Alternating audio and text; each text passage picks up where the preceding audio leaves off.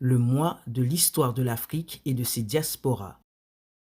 L'ONG Africa Mundo et ses partenaires, le collectif pour la promotion du patrimoine immatériel en francophonie, le réseau international francophone des aînés, l'UNESCO, partenaire institutionnel, Afrique Première, du 1er au 28 février, édition 2021.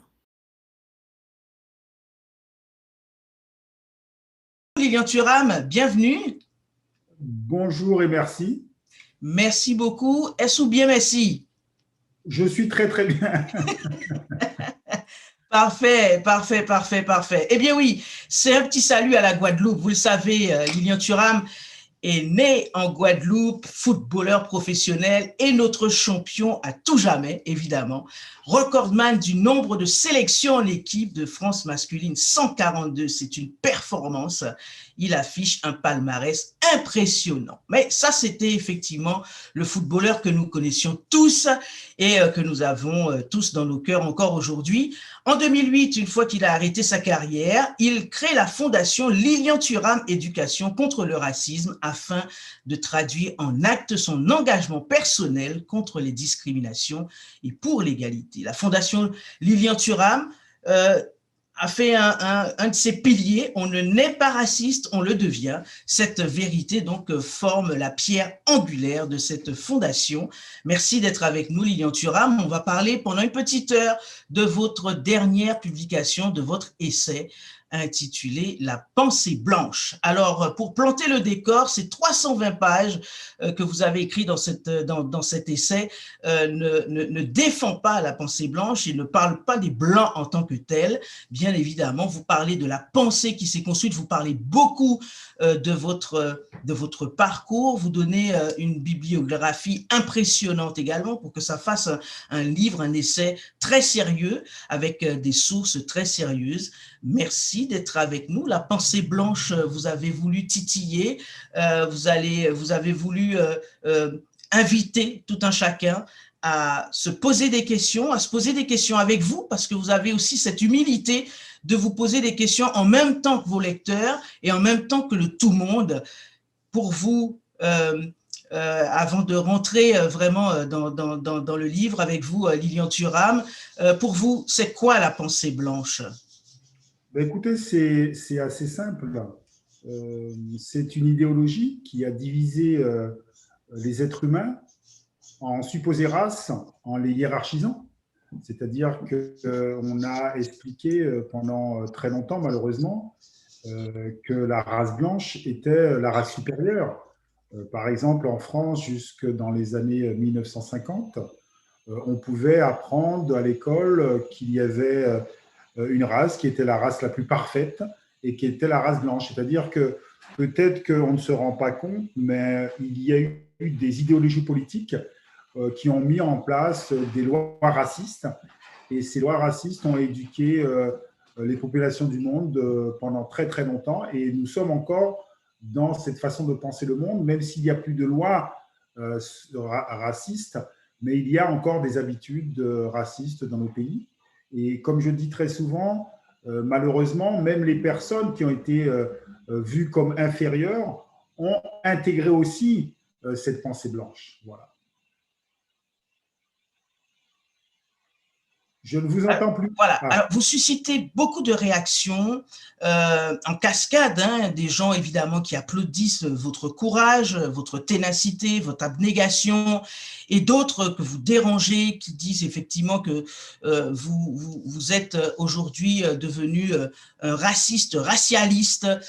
Vous entendez ça par rapport à ce livre précisément. Vous êtes passé sur de nombreux plateaux de TV, j'ai regardé pas mal de vos émissions, vous expliquez ce dont vous parlez effectivement de ce livre. Comment vous prenez ces critiques à la fois constructives et celles qui parfois sont intempestives? On a l'impression qu'il y a certains brouteurs qui arrivent et qui ont les mêmes commentaires sur de nombreuses vidéos, de nombreuses émissions. Comment vous prenez à la fois ces critiques qui peuvent être constructives, mais aussi des critiques qui sont, somme toute, pour démolir le travail d'un homme? Bah, vous savez, moi, je viens du monde du sport, donc j'ai l'habitude des critiques. C'est-à-dire que lorsque vous êtes sur des terrains de foot, il y a des gens qui vont vous apprécier, d'autres un peu moins, d'autres voire pas du tout. Et donc, ils vont toujours critiquer ce que vous êtes en train de faire ou de dire. Et donc, moi, ça ne me dérange pas, les critiques. C'est-à-dire qu'il faut les écouter, il faut les analyser. Et si ce sont des critiques qui vous permettent d'avancer, eh ben, c'est important de les écouter. Si ce sont des critiques qui n'ont pas de fondement, ben, vous ne les écoutez pas, en fait. Et en même temps, vous savez, lorsque vous prenez position, c'est tout à fait compréhensible qu'il y ait des gens qui ne partagent pas vos idées. Parce qu'encore une fois, moi, il y a des idées que je ne partage pas aussi. Donc, pour moi, je dois avouer que la critique fait partie de la vie, tout simplement. Lilian Thuram, vous dites que la pensée blanche, c'est un phénomène de construction. On reproduit des schémas. Vous prenez souvent cet exemple. Où quand vous allez dans les écoles pour faire de la sensibilisation, pour discuter avec les élèves, vous prenez une feuille de papier de couleur blanche, vous montrez cela aux enfants, vous leur dites, bon ben voilà, tu es de quelle couleur, est-ce que tu es effectivement de cette couleur? Ces enfants, effectivement, vous disent non. Vous dites par mimétisme, ces enfants répètent les choses. Est-ce que ça vous frappe encore? Et comment ressentez-vous justement la perception de ces jeunes après discussion avec vous? Alors, tout d'abord, c'est vrai que moi, ce qui m'intéresse, c'est le questionnement. C'est-à-dire que nous essayons de nous questionner, à savoir pourquoi le racisme existe. Et très souvent, Ah, je viens de casser mes lunettes. Ah. Ben, écoutez, je vais faire sans lunettes alors. Hein. Bon, on est bien désolé. On est bien désolé. Voilà. En fait, ouais, on va les tenir comme ça pour que je puisse voir correctement un petit peu. Okay. En fait, vous savez, très souvent, nous utilisons des identités de couleur de peau. Mais par contre, on ne connaît pas l'histoire de ces identités. Et donc, l'idée, c'est se dire, mais est-ce que nous ne pouvons pas prendre le temps de questionner ces identités, apprendre à les connaître? Et lorsqu'on les questionne, on voit que ces identités, ce sont des constructions idéologiques. Effectivement, lorsque je vais dans les écoles, je fais ce petit jeu et les enfants commencent et se disent, mais c'est vrai, pourquoi je dis que je suis blanc en fait? Parce que je ne suis pas blanc. Et pourquoi les gens se disent, je suis noir, mais en fait, je ne suis pas noir. Et vous savez, cette réflexion m'est venue un jour lorsque je parlais avec un de mes fils, Kefren, le deuxième. À l'époque, il avait 4-5 ans. Et je lui dis, dis-moi, mon chéri, tu es le seul petit garçon noir de ta classe? Il me dit, mais papa, je ne suis pas noir. Et je dis, ah bon? Et moi, je me dis, tiens, il a un problème, il n'assume pas sa couleur, qu'est-ce qui se passe? Il me dit, mais papa, je suis marron. Je dis, ah bon, les autres de ta classe, ils sont de quelle couleur? Et il me dit, bah, ils sont roses. Et en fait, ce qui est très intéressant, c'est vrai que nous utilisons des identités liées à la couleur de peau, mais très souvent, les gens ne connaissent pas l'histoire de ces identités, ils ne savent pas que ce sont des identités construites à un moment bien précis de l'histoire, et ce n'est pas anodin. Et donc, pour moi, le livre, c'est vraiment ça, c'est expliquer ces identités et montrer encore une fois que l'idée de hiérarchie selon la couleur de la peau a été acceptée par même ceux qui ont été discriminés. C'est-à-dire que moi, je suis né aux Antilles. Lorsque ma maman était plus jeune, on lui faisait croire qu'il était mieux de se marier avec quelqu'un qui aurait la peau plus claire pour avoir des enfants qui auraient la peau chapée. Et en créole, quand on dit avoir la peau chapée, ça veut dire la peau moins noire. Et donc, ça veut dire que c'est intégrer l'idée qu'être blanc, c'est mieux.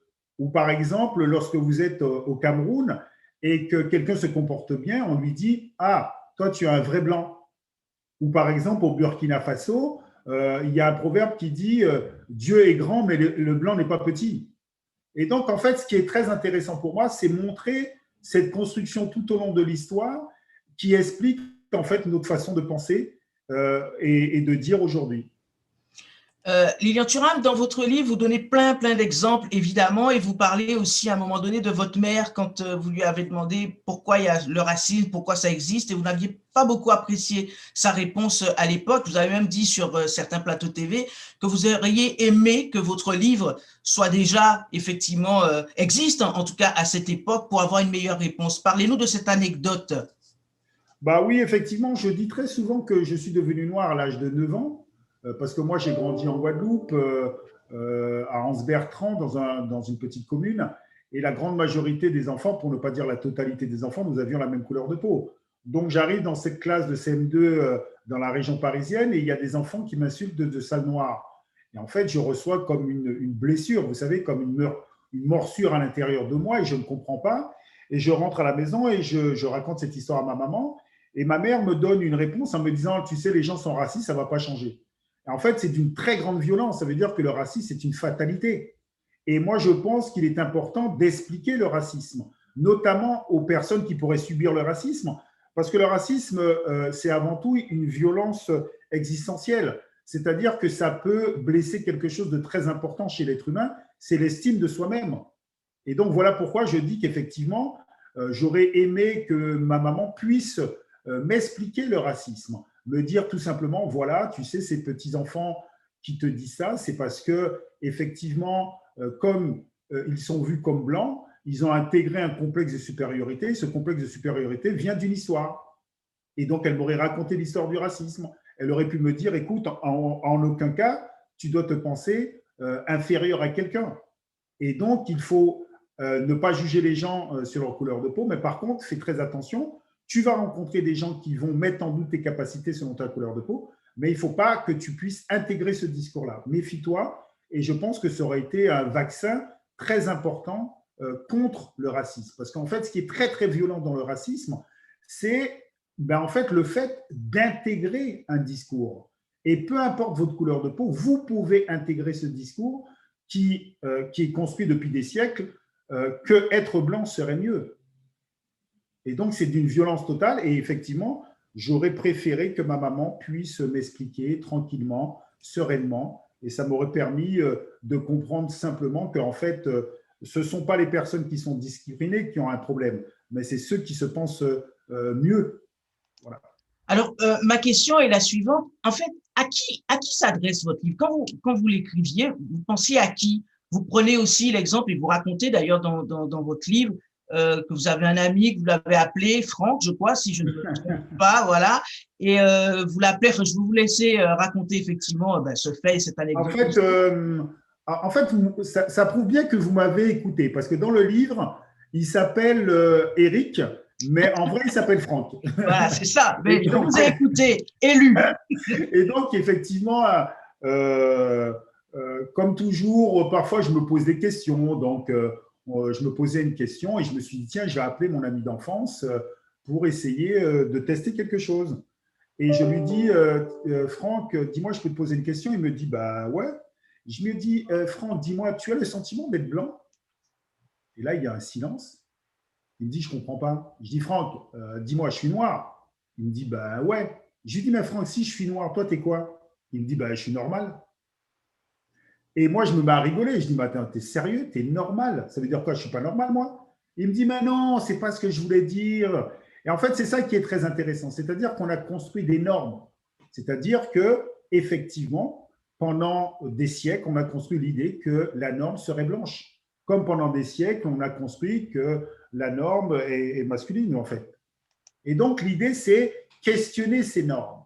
Et la norme est tellement puissante que pendant des siècles, les personnes discriminées ont dû se déguiser. C'est-à-dire que pour se faire accepter, ils ont dû se déguiser en essayant d'adopter les normes blanches, parce qu'on s'attend, les personnes blanches qui étaient dans une domination voulaient que ces personnes-là puissent leur ressembler.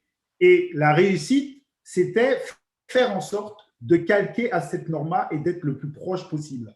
Et donc aujourd'hui, je pense que petit à petit, nous sortons de cette façon d'être et de faire, et c'est ce qui crée problème aujourd'hui dans nos sociétés, en fait. C'est-à-dire qu'il y a des gens qui n'entendent pas que, en fait, ce ne sont plus des référents. En fait, ce ne sont plus les normes. Et pendant très, très longtemps, les personnes discriminées ont accepté ce jeu. Et ils n'étaient pas dupes. Mais parfois, ils n'osaient pas dire que, écoutez, vous êtes bien gentil, mais vous savez, votre histoire de normes et que je dois faire comme vous pensez, ben non, ça ne marche pas, en fait. Lilian Thuram, donc justement, ma question qui suit, à qui s'adresse votre livre? Est-ce que votre livre… C'est très facile. Alors, tout d'abord, que ce soit mes étoiles noires, les bandes dessinées que j'ai pu écrire, en fait, très souvent, je pense au petit garçon que j'étais. Et donc, moi, je me dis que j'aurais vraiment aimé avoir lu un livre de ce type-là quand j'étais enfant. Qu'on me donne à comprendre en fait la société dans laquelle je vis. C'est-à-dire que je puisse, en fait, en écoutant, me dire, ah ouais, d'accord, lui, il est en train de me dire que les Noirs, c'est des fainéants, mais en fait, je sais d'où ça vient. Ça vient de cette histoire-là. Parce que quand j'étais joueur de foot, j'ai grandi quand même à l'époque où, par exemple, il y avait des joueurs noirs qui arrivaient à la fin d'une course, on disait, ben, c'est normal, c'est des fainéants. Et par contre, quand ils arrivaient devant, ben, c'était normal parce qu'ils sont forts physiquement. Vous voyez, j'ai grandi dans ce monde-là. Donc, j'ai essayé d'analyser certaines choses, mais je n'avais pas les connaissances pour les comprendre. Et donc, je pense que pour grandir, pour devenir ce que vous avez envie de devenir, il faut déjà comprendre la société dans laquelle vous êtes et surtout, en fait, rejeter les messages négatifs que vous pouvez recevoir. Donc, le livre, effectivement, c'est pour l'enfant que j'étais et aujourd'hui, c'est pour les enfants du monde, peu importe leur couleur de peau, et les adultes. Et c'est vrai que je dis très souvent que, vous savez, dans cette classe de CM2, quand les enfants m'insultent de sale noir, en fait, qu'est-ce qu'ils sont en train de dire? Ils sont en train de dire qu'ils sont blancs, eux. Ils ont intériorisé l'idée qu'être blanc, c'était mieux. Mais eux-mêmes ne savent pas d'où ça vient. Mais ça vient d'une histoire. Et donc, il faut qu'ils connaissent cette histoire-là aussi pour ne pas reproduire ces schémas. Il faut aussi que les parents de ces enfants connaissent ces histoires-là pour dire aux enfants, faites très attention. On vous met dans des catégories, mais ne vous enfermez pas dans ces catégories et ne pensez pas que vous êtes mieux que d'autres. Parce qu'encore une fois, la problématique du racisme, c'est que très souvent, les gens veulent passer à autre chose. Mais en fait, ils ne se rendent pas compte qu'il y a une histoire du racisme. Et il faut connaître cette histoire-là. Et très souvent, certaines personnes pensent que c'est un sentiment personnel. Non, c'est une construction idéologique, politique, qui date de plusieurs siècles. Et c'est tout à fait compréhensible qu'aujourd'hui, il y ait des problématiques de racisme. Et d'ailleurs, par exemple, je suis toujours étonné, certaines personnes, quand ils parlent de ce mouvement La vie des Noirs compte aux États-Unis, ils pensent que c'est une nouveauté historique. Ben, pour comprendre que ce n'est pas une nouveauté historique, il faut connaître l'histoire. Ça fait quand même des siècles et des siècles que les personnes discriminées, en fait, se battent pour l'égalité. Donc, il n'y a rien de nouveau là-dedans, en fait. Absolument, il n'y a rien de nouveau, évidemment, enfin, pour une bonne partie, on le sait, évidemment. Alors, vous dites que votre livre, La pensée blanche et puis les étoiles noires aussi, s'adresse aux petits garçons que vous étiez.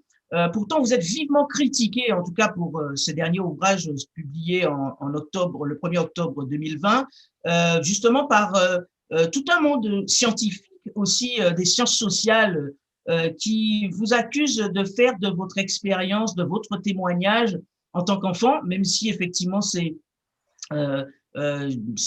reconnu en tant que tel comme apport, mais certains vous accusent effectivement d'être très parcellaire et certains journalistes aussi, même certains effectivement vous qualifient et veulent vous caser dans la case raciste aujourd'hui. Comment vous vivez ça en fait, individuellement, personnellement, comment vous vivez ça et comment vous en parlez effectivement dans votre famille? Alors, tout d'abord, là aussi, lorsque je parle de la connaissance historique, c'est très important de connaître les histoires du passé parce que des gens comme par exemple Malcolm X, Martin Luther King, Nelson Mandela ont été classés comme étant racistes contre les Blancs. Donc, en fait, ça fait partie du jeu, vous voyez ce que je veux dire? Et donc, ça ne me touche pas beaucoup, parce qu'encore une fois… Certains ont même été considérés comme terroristes. Ben oui, donc je connais l'histoire. C'est-à-dire que, vous savez, il ne faut pas être naïf. C'est-à-dire que dans toute société, il y a des gens qui veulent plus d'égalité, mais il ne faut pas oublier qu'il y a des personnes qui ne veulent pas l'égalité. Et ça, je pense qu'on l'oublie très souvent. Donc, c'est tout à fait normal que les gens qui ne veulent pas plus d'égalité essaient de discréditer ma parole. Mais encore une fois, ça fait partie du jeu parce qu'ils ne veulent pas le changement. Vous étiez récemment, Lilian Thuram, au Cameroun. On a suivi aussi vos déplacements avec beaucoup d'intérêt. Vous prenez le contre-pied, vous parlez d'éducation évidemment et vous faites le tour des établissements et vous allez partout dans le monde pour pouvoir défendre votre position. Mais dans les pays d'Afrique même, on ne va pas appeler ça racisme, mais il y a d'énormes tensions dans les pays. Quand vous étiez au Cameroun, si on prend le cas du Cameroun, entre effectivement la partie anglophone et la partie francophone, il y a de gros problèmes qui persistent. Est-ce que là, il n'y a pas aussi, justement, ce travail que vous faites mériterait aussi d'être mené, peut-être pas par vous, mais par d'autres, puisque vous avez aussi votre opinion sur l'élite africaine. Donc, est-ce que ce travail de fond ne devrait pas aussi se mener vraiment aussi dans les pays d'Afrique, dans la Caraïbe et dans les diasporas de façon générale? Moi, je suis totalement d'accord. C'est-à-dire qu'effectivement, nous devons tous réfléchir à la problématique du racisme et voir ce qui en reste dans nos sociétés et dans nos façons de nous comporter. Après, qu'il y ait des problèmes politiques entre le Nord, le Sud, mais vous savez, dans tous les pays, il y a des problèmes politiques. Et tous les problèmes politiques ne s'apparentent pas à du racisme, à une hiérarchie selon la couleur de la peau ou pas. Et les problèmes, en règle générale, là aussi, il faut questionner l'histoire de tout un pays. Et moi, je pense que lorsqu'on parle du racisme, il faut faire très attention aussi à ne pas tout mélanger. C'est-à-dire que lorsque je parle du racisme, c'est vraiment cette hiérarchie selon la couleur de la peau. Et effectivement, que ce soit sur le continent africain, que ce soit en Asie, il y a beaucoup de personnes qui s'éclaircissent la peau. Mais pourquoi? Parce qu'effectivement, dans l'imaginaire collectif, il est préférable d'être plus clair que plus foncé. Parce Donc que là, vous avez plus…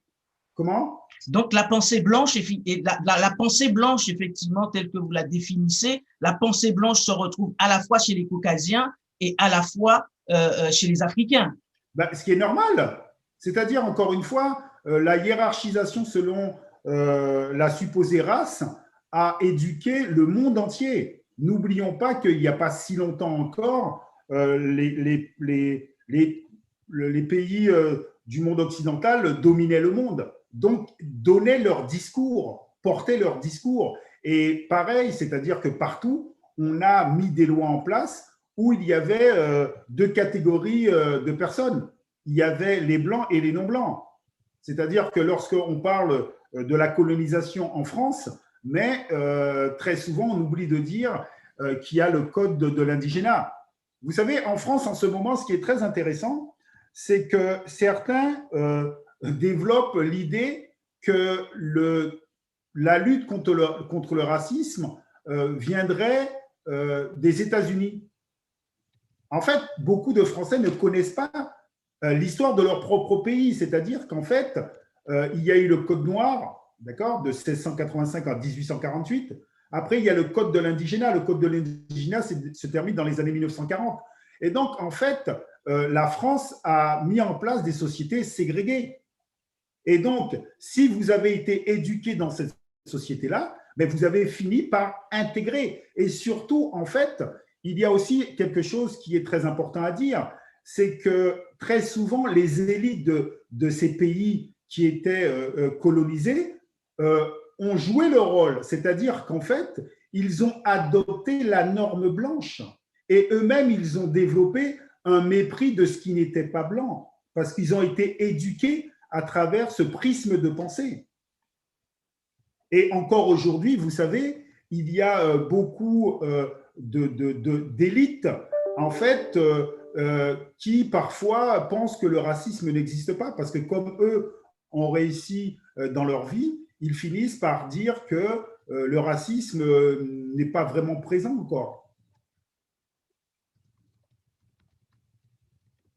Merci beaucoup. Alors, on va commencer la période de questions. La première question, on va laisser la parole à Sabine Montpierre pour poser sa première question ou son premier témoignage. Compte tenu de ce que Lilian Thuram vient de nous dire, on discute donc. Bienvenue à toutes et à tous, à tous ceux qui nous rejoignent actuellement sur Africa Mundo. Nous sommes très heureux aujourd'hui de recevoir Lilian Thuram et nous avons encore une trentaine de minutes de discussion. Sabine Montpierre, la question que tu souhaites poser à Lilian Thuram à ce stade des discussions. Merci beaucoup Mélina et merci beaucoup Monsieur Thuram pour cet ouvrage que je trouve parfaitement qui tombent à point. Je pense qu'on en a besoin d'avoir aussi des ouvrages comme ça, des témoignages comme vous l'avez fait pour interpeller le lecteur. Et puis, c'est des moments pour nous aussi de nous lancer dans des réflexions. Qu'est-ce qui n'est pas encore réglé? Qu'est-ce qui manque encore à faire? Alors, ma question va être la suivante. Puisque vous faites un travail, de ce que je comprends avec cet ouvrage, un travail d'éducation, de sensibilisation et de prévention sur la question du racisme, prévoyez-vous de créer comme une trousse pédagogique qui pourrait s'adapter à un public jeune, un public adulte, dans lequel les personnes pourraient trouver des scénarios, des réflexions qui pourraient être des activités qu'on aurait dans des organismes ou en milieu scolaire. Amener votre livre dans une autre dimension, permettre que à partir de votre ouvrage, qu'il y ait comme une trousse pédagogique avec des scénarios, quoi. Écoutez, c'est une très bonne idée que vous me donnez. Pour l'instant, nous n'avons pas réfléchi dans cette direction. Donc maintenant, je dois y réfléchir et si j'ai bien compris, il faut faire une trousse. Écoutez, on va se mettre au travail. Et je vous lance l'idée, si c'est ça. En fait, oui. Nous travaillons beaucoup avec quand même pas mal d'écoles. Et donc, à chaque déplacement que nous pouvons faire, en fait, les professeurs ont pour tâche de faire tout un travail de recherche sur le racisme. Et pour l'instant, c'est ce qu'on fait. Plus qu'une trousse, c'est vraiment l'obligation de dire aux enfants, voilà, vous allez recevoir quelqu'un de la fondation, il faut réfléchir à ces sujets, il faut réfléchir à des questions. Et donc, on travaille quand je suis là dans cette école. Et par exemple, depuis quelques années aussi, en France, il y a un concours. C'est-à-dire que c'est un concours qui est ouvert à tous les collèges pour qu'ils puissent faire un travail artistique autour de la lutte contre le racisme. Voilà. Merci beaucoup. Merci beaucoup, donc, Sabine, pour ta question. Nous avons une main levée, Sonia Rému. J'espère que je prononce bien. Merci de connecter votre micro et de poser votre question. Allez-y. Oui, bonjour. Bonjour. Est-ce que vous m'entendez bien? On vous entend bien, Sonia. Super, super. Merci beaucoup, en tout cas, pour cette belle rencontre Africa Mundo et tout ce que vous organisez. Merci beaucoup, Lilian, de venir nous éclairer. J'ai fait l'acquisition du livre. Je ne l'ai pas encore lu, donc toutes mes excuses. Simplement, je voulais vous poser la question sur… moi, je suis un petit peu… je pense que le racisme qui a été quand même, comme vous venez très justement de l'expliquer, a été institué par les Blancs, les locodermes, depuis 1400, etc. Donc, quand j'ai institué, c'est qu'en plus, c'est passé dans les institutions par des lois, des décrets, etc. Donc, accuser un noir de racisme, je trouve ça quand même assez gonflé. Bref, et je pense que l'idée ne serait même pas d'avoir besoin maintenant, à partir du moment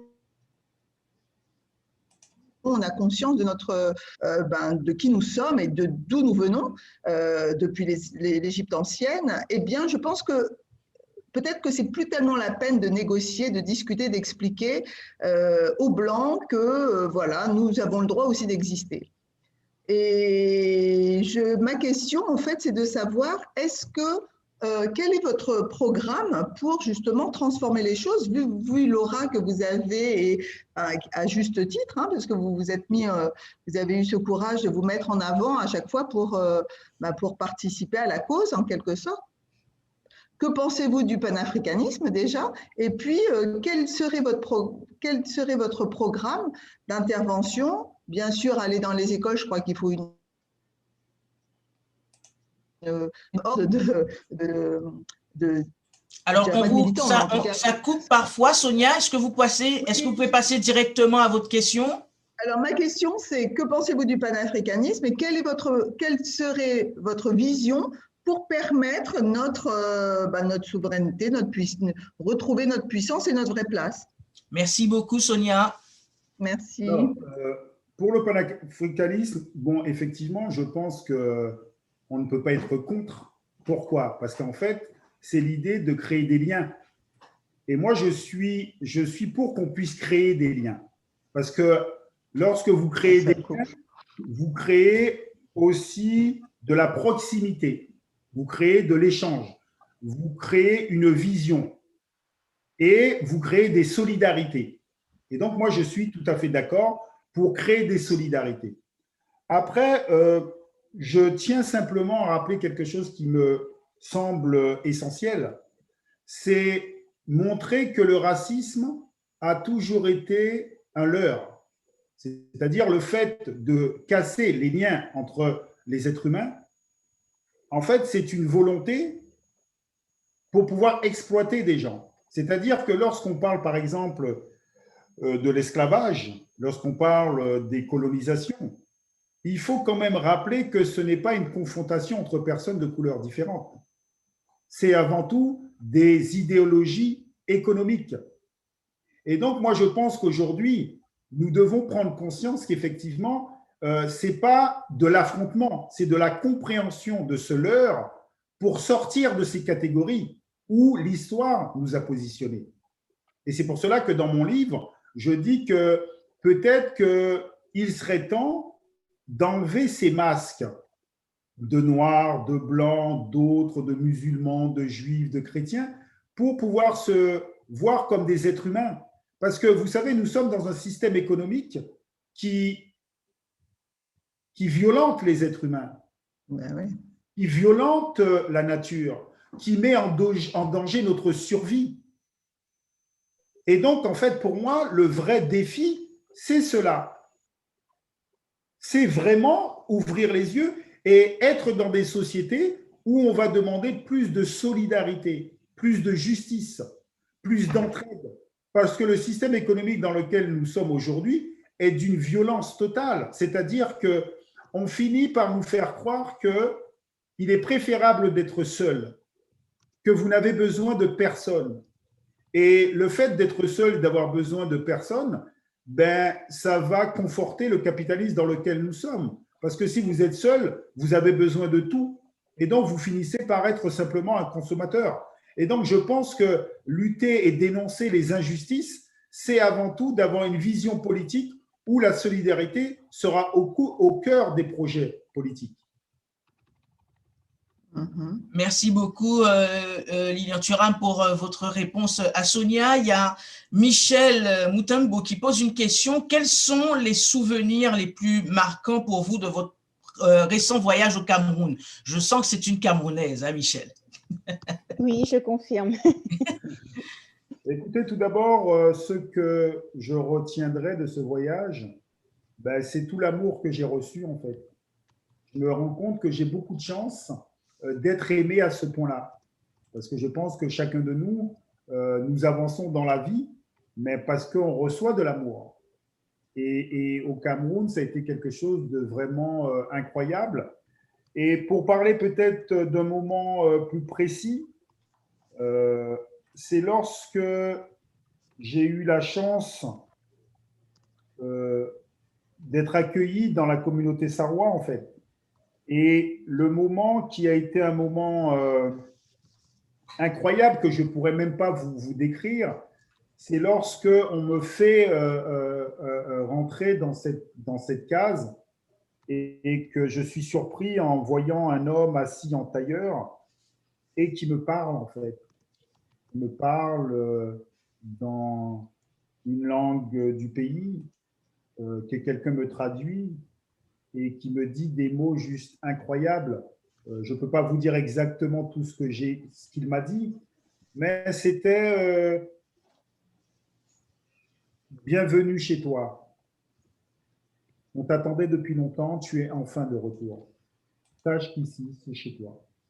Et donc, il m'a parlé de l'histoire et je dois avouer que ça a été un moment très, très émouvant, très déstabilisant.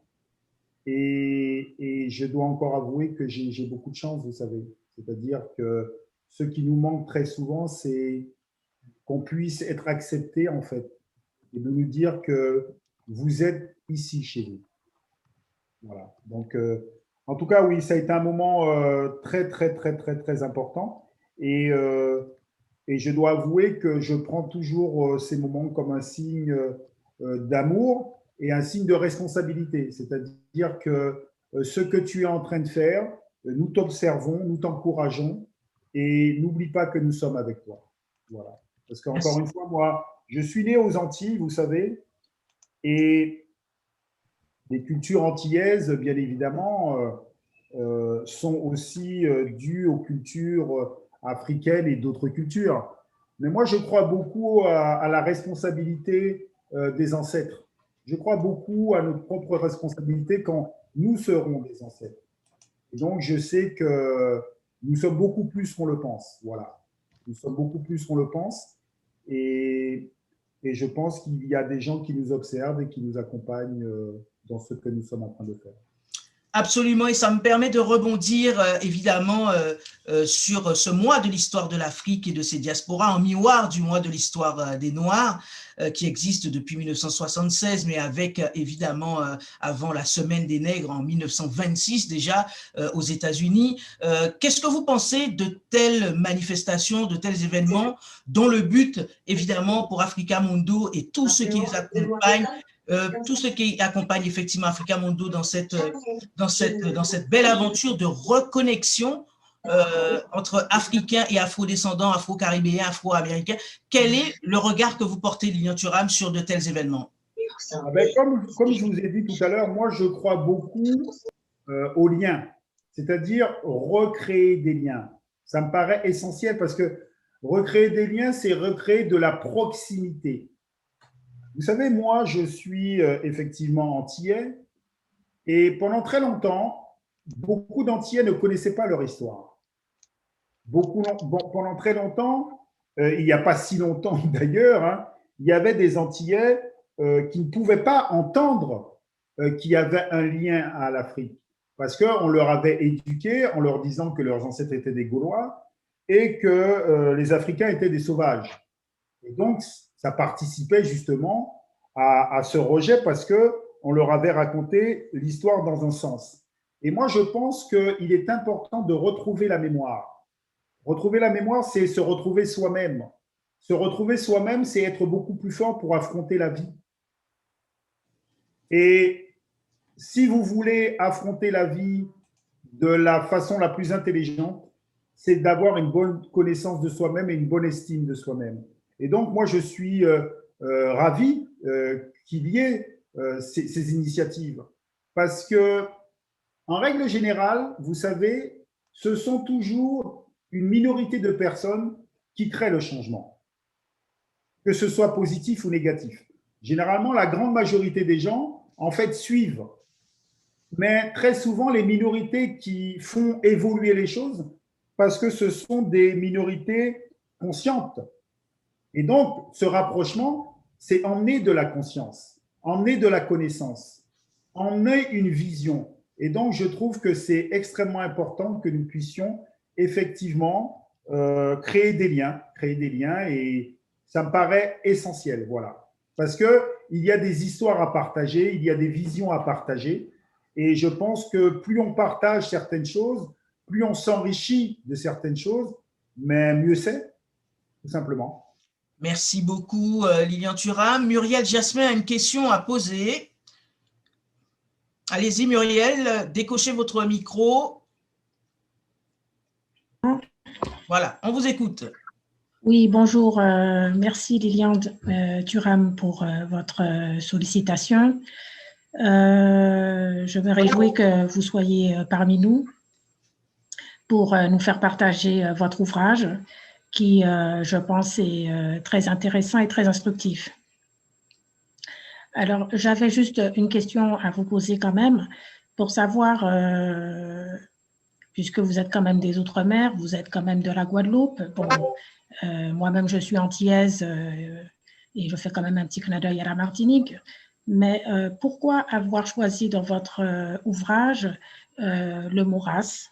Ça, c'est une première question. Et ma deuxième question, pour permettre justement une meilleure transmission au niveau de la jeunesse, je voulais savoir, et pour permettre justement une meilleure égalité des chances, comment pensez-vous vous orienter pour pouvoir transmettre un petit peu ces valeurs dont vous faites propos dans votre ouvrage et pour pouvoir en tout cas mieux vous accompagner, si tant est qu'on puisse vous apporter un soutien, puisque vous avez fait état apparemment en fait d'une direction vers les enfants pour pouvoir mieux transmettre effectivement cette histoire qui est peut-être parfois mal connue et pas bien expliquée.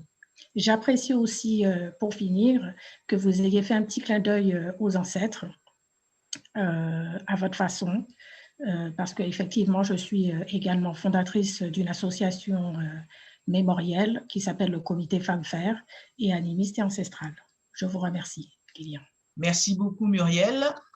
Merci beaucoup. Alors, pourquoi j'ai utilisé le mot race dans le livre? Ben, ça dépend à quel moment. C'est-à-dire qu'encore une fois, je pense qu'il faut absolument prendre conscience que lorsque aujourd'hui nous utilisons des identités liées à la couleur de la peau, mais l'ancêtre de ces identités, c'est la racialisation du monde. Donc ça, c'est très important et ce n'est pas anodin lorsqu'on dit que quelqu'un est blanc ou qu'on dit que quelqu'un est noir, par exemple. Donc il y a toute une histoire derrière ces identités qu'il faut comprendre. Après, vous savez, je pense que la meilleure façon d'accompagner, je dirais, c'est parler ouvertement et ne pas avoir peur de dire les choses. C'est-à-dire que, je ne sais pas à quel âge vous avez, mais par exemple, moi, je me souviens, par exemple, ma maman, la première fois que j'ai commencé à parler publiquement du racisme, en fait, ma maman m'a demandé d'arrêter de parler de ces sujets-là. Et je pense qu'il faut inviter les jeunes générations, et peu importe la couleur de peau, mais de parler tranquillement et sereinement de ces sujets-là. Et c'est comme ça qu'on va avancer. Et bien évidemment, il y a des gens qui ne veulent pas parler, qui vont vous culpabiliser. Et je pense qu'aujourd'hui, nous n'avons pas besoin de demander, il faut parler, il faut dire les choses. Il faut que la vérité, que certaines vérités, se sachent en fait. Parce qu'il y a encore beaucoup de personnes qui ne connaissent pas l'histoire, qui ne comprennent pas ce qui se joue.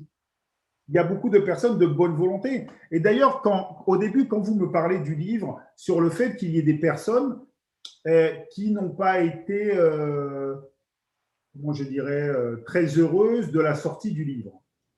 Mais vous savez qu'il y a aussi beaucoup de personnes qui m'ont félicité pour la sortie du livre. Et en France, le livre a été très, très, très bien accueilli.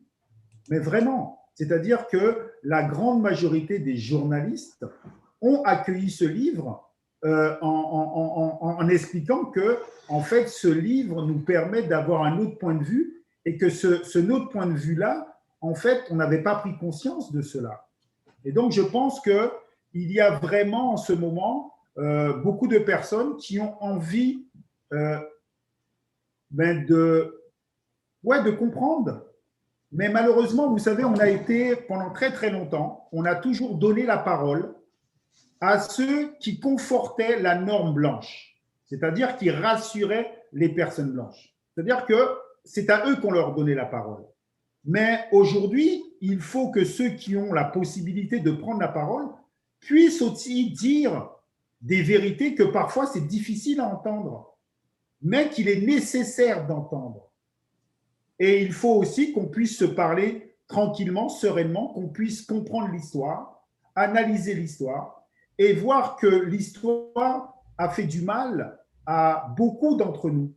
Et là, encore une fois, peu importe la couleur de peau. C'est-à-dire que cette histoire de la racialisation du monde joue sur toutes les personnes dans le monde. Et donc, je pense que la première des choses pour avancer, c'est, oui, avoir le courage de parler tranquillement, sereinement. Vous savez, j'ai été dernièrement aux Antilles et c'était très marrant parce que je discutais avec des amis devant un restaurant. Et ce qui était incroyable et en même temps inquiétant, C'est-à-dire, j'avais des amis qui avaient du mal de dire les blancs, comme si c'était un gros mot, comme si c'était une interdiction. Et moi, je pense qu'il faut normaliser le fait qu'on puisse dire ben, les blancs. On dit bien les noirs, non? Et donc, le fait de normaliser les choses, c'est emmener à une réflexion sereine. Ce n'est pas agresser les gens. C'est dire, mais est-ce que vous vous rendez compte de ça, en fait? Parfois, il y a des gens qui ont peur de dire certaines choses. Et moi, je pense qu'effectivement, parfois, il y a une certaine incompréhension au début, mais historiquement, eh ben, on voit bien qu'il faut nommer les choses pour que les gens comprennent et qu'on puisse avancer ensemble. Et généralement, ce sont les jeunes générations qui le font. Et c'est pour cela qu'aujourd'hui, nous sommes dans un monde où certaines personnes, notamment les personnes blanches, ne comprennent pas ce qui se passe. Parce que tout d'abord, ils n'ont pas l'habitude d'être nommés. Et donc, ils ne comprennent pas. Mais il faut leur dire que, ben, oui, c'est normal qu'on vous nomme, parce que vous faites partie du problème. C'est-à-dire, le racisme, ce n'est pas simplement un problème de ceux qui sont discriminés. En fait, c'est un problème global. Et donc, les gens sont heurtés, mais je pense qu'après le fait d'être heurtés, ils vont écouter. Et c'est comme ça qu'on va avancer. Et certains, bien sûr, vont tout faire pour qu'il n'y ait pas de débat, mais je pense que c'est par le débat, par le dialogue, par l'échange, par l'intelligence que nous allons pouvoir s'échapper de ces identités de couleur de peau. Mais si vous voulez vous échapper de ces identités de couleur de peau, il faut quand même que vous compreniez l'histoire de ces identités. Et il faut aussi que vous puissiez accepter un autre point de vue. Et dans le livre, je dis très souvent, on nous apprend que Christophe Colomb a découvert l'Amérique. C'est super, il n'y a pas de problème. Mais il faut savoir que quand Christophe Colomb arrive dans les Amériques, il y a des gens sur la plage. Mais les gens sur la plage ne racontent pas les mêmes histoires que Christophe Colomb. Donc, à un moment donné, il faut avoir l'intelligence et le courage d'écouter les gens qui sont sur la plage. Et c'est comme ça qu'on va grandir. Et donc, bien évidemment, on ne veut pas écouter les personnes qui sont sur la plage. Mais en fait, il ne faut plus demander l'autorisation. En fait, il faut parler, il faut dire. Et certaines personnes ne vont pas écouter, certaines personnes vont écouter. Et donc, moi, je pense que cette démarche-là, de toute façon, depuis des siècles, parce qu'encore une fois, nous parlons de choses, ce que nous faisons aujourd'hui, c'est parce que justement, les ancêtres ont fait un travail qui nous permettent aujourd'hui d'être dans cette façon de dire et de penser. Et moi, je pense que nous devons continuer ce travail-là pour les générations futures. Et encore une fois, je pense qu'il faut arrêter le déguisement. C'est-à-dire qu'il faut arrêter le déguisement. C'est-à-dire que pendant très longtemps, on vous demandait, même si les personnes n'étaient pas dupes, hein, parce que je pense que, encore une fois, beaucoup de personnes ne se rendent pas compte que les personnes discriminées savent exactement ce qui se passe dans la société. Hein. Alors, ça me permet de vous poser la question, en fait, Lilian Thuram, puisque nous parlons toute franchise ici, et merci beaucoup pour cela et pour votre humilité aussi. Est-ce que vous-même, vous avez été habité par ce déguisement pendant un certain temps? Parce que vous faites vous-même ce livre, La pensée blanche, c'est aussi un miroir de vous-même et de tous ceux qui se reconnaissent à travers votre ouvrage. Est-ce que vous-même, vous avez été habité à un moment donné, justement, par ces pensées-là? Ben, bien évidemment, c'est une évidence. Comme je vous ai dit, à partir du moment où vous grandissez dans une société qui vous envoie des messages, ben vous finissez par intégrer ce discours jusqu'au moment où vous lisez des livres, vous rencontrez des gens et qui vous permettent Et d'ailleurs, ces livres me permettent aussi d'avoir des discussions avec mes enfants. Vous savez, par exemple, un livre comme Peau noire, masque blanc. Mais quand vous lisez Peau noire, masque blanc, ben vous êtes obligé de vous poser des questions, en fait. Merci à France Fanon. Ben oui, vous êtes obligé de vous regarder et de vous dire, mais attends, mais en fait, mais ça, c'est vrai, ça. Vous savez, je suis en train de préparer une conférence avec une université en France. Et il y a, dans ceux qui doivent me poser des questions, il y a une jeune fille. Et la jeune fille me dit, Monsieur Thuram, je tiens à vous dire que, vous voyez, par exemple, moi, je suis métisse. Et pendant très, très, très, très, très longtemps, en fait, je faisais tout pour me comporter comme une blanche. Parce que, en fait, c'était une façon pour moi de réussir jusqu'au moment où j'ai compris que ça n'avait pas de sens. Mais je lui ai dit, écoutez, mademoiselle, tout d'abord, vous êtes jeune, c'est très bien. Vous êtes d'une grande honnêteté parce que très souvent, les gens ne le disent pas. Et je lui dis, mais c'est tout à fait normal. Parce qu'effectivement, vous recevez des messages, conscients ou inconscients, qui vous emmènent à avoir ce mode de fonctionnement. Et donc, c'est tout à fait compréhensible. Et effectivement, vous ne pouvez pas y échapper. Par exemple, vous savez, je pense que vous connaissez cette expérience où on prend une poupée noire, une poupée blanche, et on demande aux enfants quelle est la poupée la plus jolie, la plus méchante. Et en fait, on voit que les enfants mettent tout ce qui est positif sur la poupée blanche et tout ce qui est négatif sur la poupée noire. Et à un moment donné, on demande aux enfants, mais vous ressemblez à quelle poupée? Et les enfants montrent la poupée noire.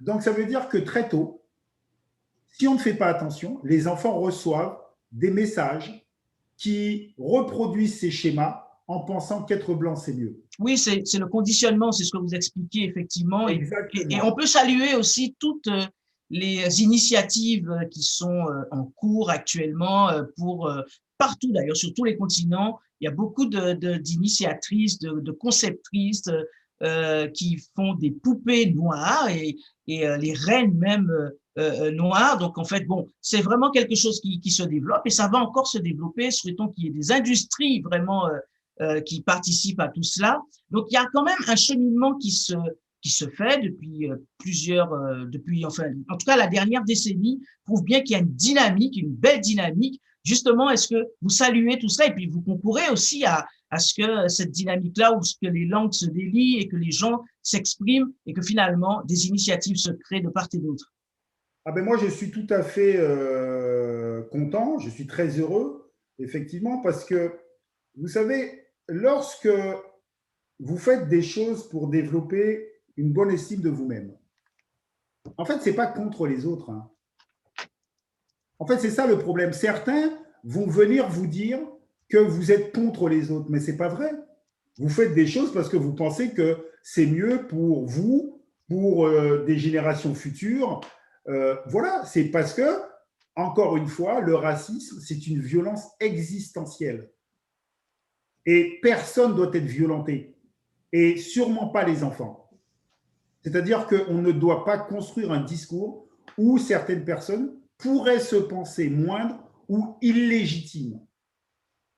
Ça n'a pas de sens. Et voilà pourquoi aussi il faut renvoyer notamment les enfants sur des livres qui abordent ces sujets-là. Parce qu'encore une fois, il y a beaucoup d'écrivains qui, hommes, femmes, qui ont analysé ces problématiques dans la société et que parfois ils sont méconnus.